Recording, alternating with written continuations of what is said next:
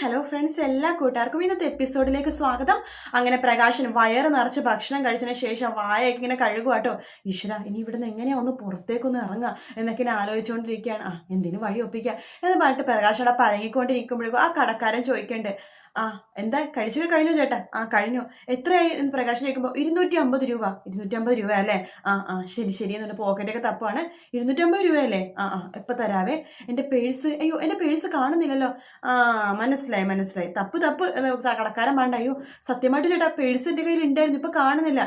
നിന്നെ പോലത്തെ ഒരുപാട് പേര് ദിവസവും കാണുന്നതാണ് ഞാൻ. വയറ് മുട്ടെ ഭക്ഷണം കഴിക്കും, ഭക്ഷണം കഴിക്കുന്ന സമയത്ത് പേഴ്സിനെ കുറിച്ച് ഒന്നും ആലോചിക്കില്ല.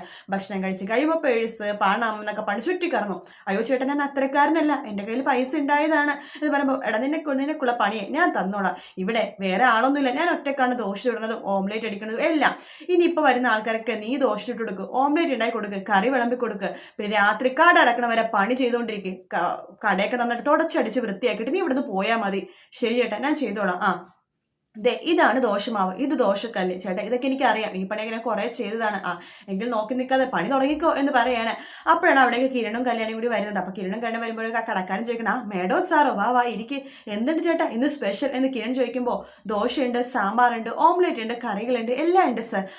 എന്തെങ്കിൽ കല്യാണി 2 ദോശ വെച്ച് പറഞ്ഞാലോ? ശരി കിരണേട്ടാ എന്ന് പറയണ്ട. എടാ 2 ദോശ ഇട്ട് സാറിനും മേഡത്തിനും എന്നിങ്ങനെ പറയാണ്. ആ സമയത്ത് പ്രകാശൻ അവിടെ നിന്ന് പരിങ്ങി ഇരിക്കാട്ടോ. ദോശ ഇങ്ങനെ ചുട്ടുകൊണ്ടിരിക്കുകയാണ്. ആ സമയത്ത് ദോശ 2 ഇലയിൽ വെക്കുന്നുണ്ട്. അപ്പോഴേക്കും കടക്കാരൻ പറഞ്ഞിടാ, ദോശ കൊണ്ട് കൊടുക്കടാ സാറിനും മേഡത്തിനും എന്ന് പറയുമ്പോൾ, സാറ് കൊടുത്താൽ പോരെ എന്ന് ചോദിക്കുമ്പോൾ, ഭക്ഷണം ഉണ്ടാക്കുന്ന നീ തന്നെ ദോശ വിളമ്പി കൊടുക്കണം, പോയി കൊടുക്കടാ എന്നിങ്ങനെ പറയാണ്. പ്രകാശൻ അപ്പം തന്നെ സാറേ അത് എന്ന് പറഞ്ഞിട്ട് അവിടെ പരിങ്ങി നിൽക്കുകയാണ്. ആ കടക്കാരൊക്കെ എന്നോട് പറയുന്നുണ്ട്, സാറേ ഇവിടെ ഇന്നൊരാൾ വന്നിട്ടുണ്ടായിരുന്നു, സാറിന് പരിചയം ഉണ്ടോ ഒന്ന് നോക്കിക്കേ എന്ന് പറയാണ്. എടാ ഇങ്ങോട്ട് വന്നേടാ എന്ന് പറഞ്ഞ് വിളിക്കുമ്പോഴേക്കും നമ്മുടെ കിരൺ എത്തി നോക്കുവാണ്. ഇയാളാണോ? എന്താ സാറിന് അറിയാവോ? ഇയാളെ പരിചയമുണ്ട് എന്ന് പറയാണ്. ഒന്നും പറയണ്ട സാറേ, മൂക്ക് മുട്ട ഭക്ഷണം കഴിച്ചു, പൈസ ഇല്ലെന്ന്, അപ്പൊ പണിയെടുപ്പിക്കാൻ വിചാരിച്ചു എന്ന് പറയാണ്. ഇയാള് വല്ല മോഷ്ടിതാവാണോ സാർ എന്ന് ചോദിക്കുമ്പോൾ, മോഷ്ടിക്കൊന്നും ഞങ്ങൾക്ക് അറിയില്ല, പക്ഷെ വിശ്വസിക്കാൻ കൊള്ളില്ല എന്ന് പറയാണ്. എനിക്ക് അപ്പോഴേ തോന്നി സാറേ, ഇയാളെ ഉടായ്പാണ്. എടാ സാറിന് മേഡത്തിന് ദോശ കൊടുക്കണം. എനിക്ക് ദോശ വേണ്ട എന്ന് കല്യാണി പറയുമ്പോഴേക്കും കിരൺ പറഞ്ഞിട്ട്, ഇന്ന് ദോശ കഴിക്കുക കല്യാണി എന്ന് പറയാണ്. 2 ദോശ വെച്ചതാ എന്ന് പറയാണ്. അങ്ങനെ പ്രകാശ് 2 ദോശ വലിച്ചെരണ പോലെ വെച്ച് കൊടുക്കുക കേട്ടോ. ശേഷം നമ്മുടെ കിരൺ പറയണ്ട, കല്യാണി ഓംലേറ്റ് വേണോ? കിരണേട്ടാ എനിക്ക് വേണ്ട എന്ന് പറയുമ്പോൾ, എങ്കിലേ 2 ഡബിൾ ഓംലേറ്റും കൂടി കൊടുത്തോ എന്ന് പറയാണ്. അങ്ങനെ നമ്മുടെ പ്രകാശ് ഡബിൾ ഓംലേറ്റ് അടിക്കുന്ന സമയത്ത് കിരൺ പറയണ്ട്, നമ്മൾ വരുമെന്ന് അറിയാത്തത് കൊണ്ട് വിശ്വസിച്ച് ഭക്ഷണം കഴിക്കുക. എന്താ സാറേ സാർ അങ്ങനെ പറഞ്ഞത്? ഇയാൾ ഭക്ഷണത്തിൽ എന്തെങ്കിലും ചേർക്കുന്ന ആളാണോ? എങ്കിൽ ഇയാളെ തലനാ വെട്ടും എന്ന് ആ കടക്കാരൻ പറയുമ്പോഴേക്കും പ്രകാശം മനസ്സ് ചോദിക്കണം, നീ തലവെട്ടാൻ വാടാ, ഈ ചട്ടവും കൊണ്ട് നിന്റെ മുഖം ഞാൻ പൊള്ളിക്കും എന്നൊക്കെ പറയുക കേട്ടോ. അങ്ങനെ കിരണും കരുണയൊക്കെ ഭക്ഷണം കഴിച്ചുകൊണ്ടിങ്ങനെ ഇരിക്കുകയാണ്. പിന്നീട് കാണിക്കുന്നത് രാവിലെ നമ്മുടെ അമ്മൂമ്മയടുത്ത് അമ്മാവ കൂടെയുള്ളൊരു അമ്മാവ പറയുന്നുണ്ട്, ഇന്നിവിടെ ഒരു മേഡം വരും, ഞാൻ പറഞ്ഞില്ലേ ഇന്നലെ, ആ മേഡത്തിനോട് നിങ്ങൾ നിങ്ങളുടെ കാര്യം പറഞ്ഞാൽ മതി, മേഡം സമ്മതിക്കും ഇവിടെ നിൽക്കാണ്ട്, നല്ല മേഡമാ. ശരി എന്ന് നമ്മുടെ ആ ഭാനുമതി പറയാണ്. ആ സമയത്ത് നമ്മുടെ ഭക്ഷണം കഴിച്ചുകൊണ്ടിരിക്കട്ടെ, അവർ ഇഡ്ഡലിയും സാമ്പാറൊക്കെ കഴിച്ചുകൊണ്ടിരിക്കുകയാണ്. അവിടുത്തെ വാർഡൻ വരുന്നുണ്ട്. ഭക്ഷണമൊക്കെ കഴിച്ചു ഭാനുമതി അമ്മ? കഴിച്ചു. ഭക്ഷണം കഴിച്ചെങ്കിൽ എത്രയും പെട്ടെന്ന് പോവാൻ നോക്ക്, നിങ്ങളുടെ മോൻ നിങ്ങൾ ഇന്ന് വന്ന് കൊണ്ടുവന്നല്ലേ പറഞ്ഞത് എന്ന് പറയുമ്പോൾ ഭാനുമതി പറയുന്നുണ്ട്, ഞാനിവിടെ നിന്നോട്ടെ ഇനി മുതൽ. അയ്യോ അങ്ങനെ നിർത്താൻ പറ്റില്ല, ആരാണ് എന്താണ് എങ്ങനെയാണെന്ന് അന്വേഷിക്കാണ്ട് ആരിവിടെ നിർത്താൻ പറ്റില്ല എന്ന് പറയാണ്. എന്നിട്ട് വാർഡൻ അവിടെ നിന്ന് പോകുന്നുണ്ട്. അപ്പൊ അമ്മാമ്മ പറയുന്നുണ്ട്, ഭാനുമതി അമ്മ വിഷമിക്കേണ്ട, ആ മേഡത്തിനോട് കാര്യങ്ങളൊക്കെ പറഞ്ഞാൽ മതി, മേഡം സഹായിക്കും എന്നിങ്ങനെ പറയുന്നുണ്ട് കേട്ടോ. അങ്ങനെ ഭാനുമതി അമ്മ പുറത്തൊക്കെ ഇങ്ങനെ ഇരുന്ന് പത്രമൊക്കെ വായിക്കുന്ന സമയത്ത് നമ്മുടെ പ്രകാശിനെ അങ്ങോട്ടേക്ക് വരുവാണ്. അമ്മേ എങ്ങനെയുണ്ടായിരുന്നു അമ്മ ഇവിടെ എന്ന് ചോദിക്കുമ്പോഴേക്കും, നല്ല സുഖമായിരുന്നടാ, എത്രയോ നാളെ ശേഷം ആ സുഖമായിട്ടൊന്ന് കിടന്നുറങ്ങിയത്, വയറ് നിറച്ചും ഭക്ഷണം കഴിച്ചു, ഇവിടെ നിൽക്കാൻ പറ്റുമെങ്കിൽ നല്ലതായിരുന്നു പ്രകാശ. അമ്മക്ക് ഞാൻ ഒരു വീട് സംഘടിപ്പിക്കണോട് ഇവിടെ നിൽക്കാൻ പറ്റൂ, അതിന് സമ്മതിക്കോ തോന്നണില്ല, എന്നിവിടെ ഏതോ മേഡം വരുന്നുണ്ടെന്ന് അവരോട് പറഞ്ഞു നോക്കാനാ അടുത്തുള്ളവരൊക്കെ പറഞ്ഞു നോക്കാം എന്ന് പറയണം. എന്റെ പ്രകാശ, നീ ഇന്നലെ ഭക്ഷണമൊക്കെ കഴിച്ചമ്മ? ഒരു തട്ടുകടയിൽ കയറി ഭക്ഷണം കഴിച്ചു. പിന്നെ രാവിലെ അമ്പലത്തിൽ പോയിട്ടാ കിടന്നുറങ്ങിയത്. രാത്രി അമ്പലത്തിൽ അന്നദാനം ഉണ്ടായിരുന്നു, അവിടുന്ന് ഭക്ഷണം കഴിച്ചിട്ട് അമ്പലക്കുളത്തിൽ കുളിച്ചിട്ട് ഞാൻ വരുന്നത് എന്ന് പറയാണ്. ഞാൻ അമ്മനെ കൊണ്ടുപോകാമേ എന്നൊക്കെ പറയുന്നുണ്ട്. പക്ഷെ ഇന്നലെ ഒരു സംഭവം ഉണ്ടായെന്ന് പറയണം. എന്താണ് പ്രകാശം ചോദിക്കുമ്പോൾ, ഇന്നലെ ഞാൻ തട്ടുകടയിൽ പോയി ഭക്ഷണം കഴിച്ചത് പറഞ്ഞില്ലേ, പൈസ ഇല്ലാത്തതുകൊണ്ട് അവിടുത്തെ ജോലി ചെയ്യേണ്ടി വന്നു. ആ സമയത്ത് അവിടെ കിരണും കല്യാണി കഴിക്കാൻ വന്നു അമ്മേ, അവർക്ക് ഭക്ഷണം എടുത്ത് കൊടുക്കേണ്ട അവസ്ഥ എനിക്ക് വന്നു. അതിനെന്താണ് തെറ്റ് എന്ന് അമ്മ ചോദിക്കുമ്പോൾ, അമ്മ എന്താ പറഞ്ഞത്? അതിനെന്താ തെറ്റെന്ന്? അമ്മ ഞാൻ ഭക്ഷണം എടുത്ത് കൊടുക്കേണ്ടി വന്നു എന്ന്. അതന്നെയാ ചോദിച്ചത്, അതിനെന്താ തെറ്റെന്ന്? ഭക്ഷണം എടുത്ത് കൊടുത്തത്.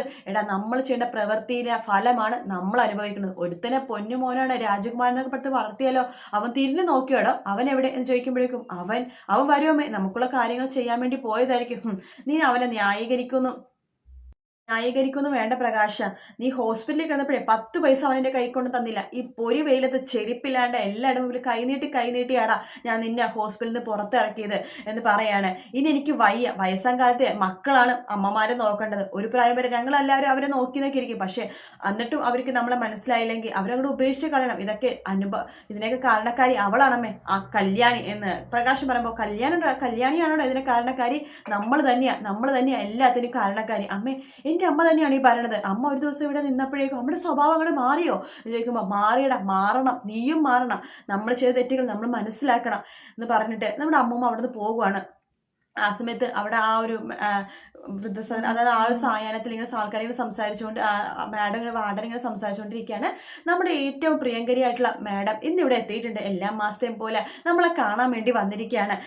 മാഡത്തെ നമുക്ക് കയ്യടികളുടെ വരവേൽക്കാം എന്ന് പറയണ്ട. അപ്പം എല്ലാ അമ്മമാരും അച്ഛന്മാരൊക്കെ സന്തോഷത്തോട് കയ്യടിക്കുക കേട്ടോ.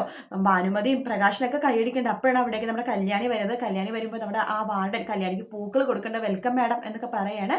അങ്ങനെ നമ്മുടെ കല്യാണി അവിടെ എല്ലാവരും അമ്മമാരുടെ അച്ഛന്മാർ ചോദിക്കട്ടെ, എല്ലാവരും ഭക്ഷണമൊക്കെ കഴിച്ചല്ലോ അല്ലേ? കഴിച്ചു എന്നെല്ലാവരും പറയുന്നുണ്ട്. ആ സമയത്ത് നമ്മുടെ കല്യാണി പറയണ്ടേ, എല്ലാവരും നന്നായിട്ട് സന്തോഷത്തോടു കൂടി തന്നെ ഇരിക്കണം. നിങ്ങൾക്ക് ഞാനുണ്ട്, പിന്നെ നിങ്ങളുടെ മക്കളൊക്കെ നിങ്ങൾ നന്നായിട്ട് വളർത്തി, നല്ല പ്രായത്തിൽ നിങ്ങൾക്ക് ആവതുള്ള പ്രായത്തിൽ നന്നായിട്ട് മക്കളെ വളർത്തി. പക്ഷെ നിങ്ങൾക്ക് ആവതില്ലാത്ത സമയത്ത് മക്കൾ നിങ്ങൾ ഉപേക്ഷിച്ചു. നാളൊരു സമയത്ത് ഒരു മനസ്സ് മാറി നിങ്ങളെ വിളിക്കാൻ വന്നില്ല, നിങ്ങൾ പോവരുത്. നിങ്ങൾക്ക് ആവശ്യമുള്ള സമയത്താണ് അവിടെ തണൽ വേണ്ടത്, അല്ലാത്ത സമയത്ത് അവിടെ തണലിൻ്റെ ആവശ്യമില്ലല്ലോ. അങ്ങനെയുള്ളവർക്കാണ് ഈ സായാഹ്നം. നിങ്ങളെ ഞാൻ നോക്കിക്കോളാം എന്നൊക്കെ കല്യാണി പറയാണ്. ഇപ്പോഴത്തെ തലമുറ നാളെ എന്താവുമെന്ന് ആലോചിക്കാതെ വളരുന്ന തലമുറയാണ്. അവർ നാളെ വയസ്സാവുമെന്നും അവരാലോചിക്കുന്നില്ല. എന്തായാലും നിങ്ങൾ ആരും വിഷമിക്കാതെ നല്ല സന്തോഷത്തോടു കൂടി തന്നെ ഇരിക്കണം കേട്ടോ എന്നൊക്കെ പറഞ്ഞുകൊണ്ടിരിക്കെ തന്നെ നമ്മുടെ കല്യാണിയുടെ ആ വാട പറഞ്ഞു, ഇന്ന് ഇവിടെ ഒരു അമ്മ വന്നിട്ടുണ്ട്, പുതിയൊരു അമ്മ. ആഹാ, അത് കൊള്ളാലോ, അതേതാ ആ അമ്മ എന്ന് പറയുമ്പോഴേക്കും അമ്മ ഒന്ന് എഴുന്നേക്കാവോ എന്ന് വാടൻ പറയുമ്പോൾ നമ്മുടെ ഭാനുമതി എഴുന്നേക്കാണ്. തൊട്ടു പിന്നാലെ പ്രകാശനും എഴുന്നേക്കുന്നുണ്ട്. അവരെ കാണുമ്പോൾ കല്യാണി ഒന്ന് നെട്ടുവാട്ടോ. പ്രകാശൻ പറഞ്ഞിട്ട് അമ്മ ഇങ്ങോട്ട് വാമേ എന്ന് പറഞ്ഞിട്ട് പ്രകാശൻ നമ്മുടെ അമ്മേനെ വിളിച്ചിട്ട് പുറത്തേക്ക് പോവാണ്. ആ സമയത്ത് വാടൻ ചോദിക്കുന്നുണ്ട്, അവരെന്താ അങ്ങോട്ട് പോയി കളഞ്ഞത് എന്ന് പറയുമ്പോൾ, പോയില്ലെങ്കിലേ അത്ഭുതമുള്ളൂ എന്ന് കല്യാണി പറയാട്ടോ. അങ്ങനെ പ്രകാശൻ അങ്ങ് ഭാനുമതി വിളിച്ചിട്ട് പുറത്തേക്ക് പോകണ്ട. അമ്മേ, ഇവിടെ അമ്മ നിൽക്കണ്ട, വാ വേറെ എവിടെയെങ്കിലും പോവാം. എവിടേക്ക് പോകാനാണ്? നീ വല്ല വീടോ എന്തെങ്കിലും കണ്ടുവച്ചിട്ടുണ്ടോ? ഇല്ലല്ലോ, ഇവിടെ എനിക്ക് സമാധാനമുണ്ട്, സന്തോഷമുണ്ട്, ഞാൻ ഭക്ഷണം കഴിച്ചിരിക്കുന്നുണ്ട്. വയസ്സാം കാലത്ത് എനിക്ക് അതല്ലേടാ വേണ്ടത്. മക്കളുടെ തണൽ വേണ്ട സമയത്ത് എനിക്ക് കിട്ടിയില്ലെങ്കിൽ പിന്നെ എന്തിനാ മക്കളാന്ന് വേണ്ടി നിങ്ങൾ ജീവിച്ചിരിക്കുന്നത്? അമ്മ എന്തൊക്കെയാ പണിത്? മര്യാദയ്ക്ക് എന്നോട് വരാൻ നോക്കി. ഞാൻ വേറെ ഏതെങ്കിലും സായാനോ കാരുണ്യോ എവിടെയെങ്കിലും കണ്ടുപിടിച്ച് ഞാൻ അമ്മേനെ അവിടെ കൊണ്ടാക്കാം. വേണ്ടടാ, ഞാൻ വരില്ലെന്ന്. അപ്പൊ അമ്മ അവളുടെ തണൽ ഇവിടെ നിൽക്കാനാണ് തീരുമാനിച്ചേക്കണത്. അതേടാ, ഞാൻ അവളുടെ തണൽ ഇവിടുത്തെ നിൽക്കാൻ തന്നെയാണ് തീരുമാനിച്ചേക്കുന്നത്. അല്ലെങ്കിൽ അവൾ എന്ത് തെറ്റാണ് ചെയ്തത്? തെറ്റൊക്കെ ചെയ്തത് നമ്മളല്ലേ എന്ന് പറയുന്നത്. നമ്മുടെ വിധി നമ്മളാണ് ചെയ്തതെന്നൊക്കെ പറയാണ്. അമ്മേ, മര്യാദയ്ക്ക് വരാൻ നോക്കുന്നത് പറഞ്ഞിട്ട് അമ്മമ്മയുടെ കൈ പിടിച്ച് വലിക്കുകയാണ്. ആ സമയത്ത് അമ്മ വിടടാ എന്നെ എന്നിങ്ങനെ പറയാണ്. അപ്പോഴും കല്യാണിയും അവിടെ ബാക്കി അമ്മമാരും ആ വാർഡിനൊക്കെ അവരുടെ അടുത്തേക്ക് വരുന്നുണ്ട് കേട്ടോ. പുറത്ത് വെച്ചിട്ടാണ് ഈ സംഭവം നടക്കുന്നത്. നമ്മുടെ ഭാനുമതി പറയേണ്ട എല്ലാത്തിനും കാരണം ഞാൻ തന്നെയാണ്, ഞാനും നീയോ എല്ലാത്തിനും കാരണം. മക്കളെ നോക്കും, മക്കളെ വലുതാന്ന് പറഞ്ഞ് പിടിച്ചു വളർത്തി അവൻ എന്തായി? ഞാൻ വയ്യാത്ത ഞാൻ പിച്ചെടുത്തിട്ടല്ല നിന്നെ ഹോസ്പിറ്റലിൽ നിന്ന് വരെ ഇറക്കിയത്. ഭക്ഷണം കഴിക്കാൻ പോലും 10 പൈസ ഇല്ല എന്ന് പറയുമ്പോൾ കല്യാണി പറയണു, ഇന്നലെ തട്ടുകടയിൽ നിന്നിട്ട് ഭക്ഷണം കഴിക്കാൻ പൈസ ഇല്ലാണ്ടേ തട്ടുകടയിൽ നിന്നിട്ട് ഭക്ഷണം കഴിച്ചിട്ട് മോൻ വന്നിരിക്കണത് എന്ന് പറയുമ്പോൾ, എടാ നിനക്ക് നാണൂലടാ, പൈസ ഉണ്ട് ഭക്ഷണം പോയി കഴിക്കാനായിട്ടെന്ന് ചോദിക്കുമ്പോൾ, പിന്നെ ഞാൻ എന്ത് ചെയ്യണം ഭക്ഷണം കഴിക്കാൻ? കിടന്ന് ചാവണോ എന്ന് ചോദിക്കുമ്പോൾ, ചാവണമെന്നിടാ, അതന്നെയാ നമുക്ക് പറ്റുള്ളൂ എന്നിങ്ങനെ പറയാണ്. അമ്മേ, ഇവിടെ സംസാരിക്കാൻ സമയമൊന്നുമില്ല, അമ്മ വരാൻ നോക്കിയാൽ ഇല്ല ഞാൻ വരില്ലടാ എന്ന് പറഞ്ഞിട്ട് നമ്മുടെ അമ്മമ്മ ഒരു ഒറ്റ അടി വെച്ച് കൊടുക്കുകയാണ് പ്രകാശിന്റെ മുഖത്ത്. വിടടാന്ന് പറഞ്ഞിട്ട് പ്രകാശനാണെങ്കിൽ ആകെ ഞെട്ടിപ്പോട്ടോ. കല്യാണിക്ക് സമാധാനമാവുന്നുണ്ട്, കാരണം അമ്മമ്മ സത്യങ്ങളൊക്കെ തിരിച്ചറിഞ്ഞല്ലോ എന്ന് ആലോചിച്ചിട്ട്. അതിനുശേഷം നമ്മുടെ അമ്മ ദേഷ്യത്തോടു കൂടി തന്നെ പ്രകാശൻ നോക്കുകയാണ്. പ്രകാശൻ ആകെ നാണക്കേടായിട്ട് പ്രകാശൻ എല്ലാവരും നോക്കിക്കൊണ്ടിരിക്കുന്ന ഭാഗത്തോട് കൂടിയിട്ടാട്ടോ എപ്പിസോഡ് തീരുന്നത്.